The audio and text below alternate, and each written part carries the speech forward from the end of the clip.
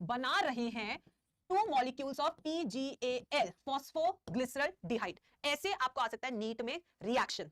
ठीक है, तो रिडक्शन समझ में आया कि क्या होता है रिडक्शन। रिडक्शन एक ऐसा स्टेप है जहां पे आप एसिड से एल्डिहाइड कन्वर्ट कर रहे हैं, और जब आप ये कन्वर्ट करते हैं तो ये 2 है ना मेरे बच्चों, ये 2 है, तो एटीपी भी कितना लगेगा मेरे बच्चों, बताओ जल्दी से चैट बॉक्स में, खुद से सोचो और बताओ। अगर 2 PGA से 2 PGL है तो एटीपी भी कितना लगेगा, 2 ही तो लगेगा ना। तो यहाँ पे 2 ATP का यूज होगा, साथ में NADPH भी कितना यूज होगा, 2 ही तो यूज होगा ना, कॉमन सेंस, 2 NADPH2 भी यूज हो गया।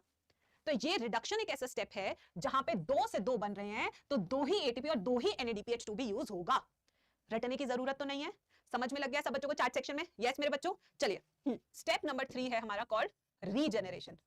कौन सा हमारा? रीजेनरेशन।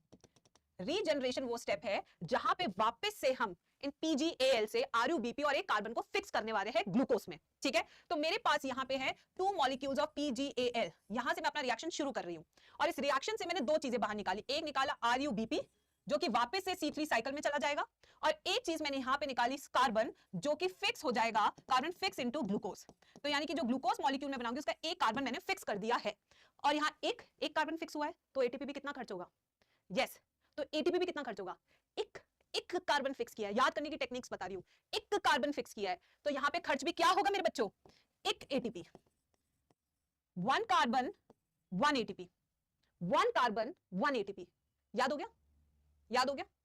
कभी गलती नहीं होगी किसी भी स्टेप पे। अभी मैं न्यूमेरिकल्स कराऊंगी तब आपको एहसास होगा कि ये कितना जरूरी था जो मैम बता रही है।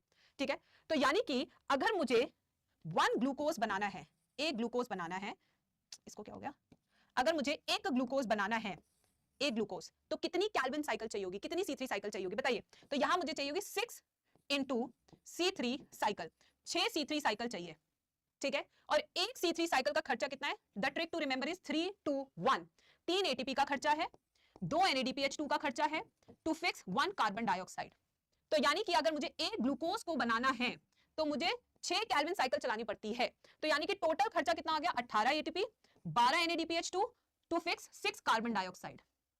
कैलकुलेशन समझ में लगी या नहीं लगी? Everyone in the chat section, yes, everyone in the chat section, calculation समझ में लगी या नहीं? कैलकुलेशन एवरीवन, यस बच्चों, समझ में लग गई? एक आध क्वेश्चन करा दिया जाए, जबरदस्त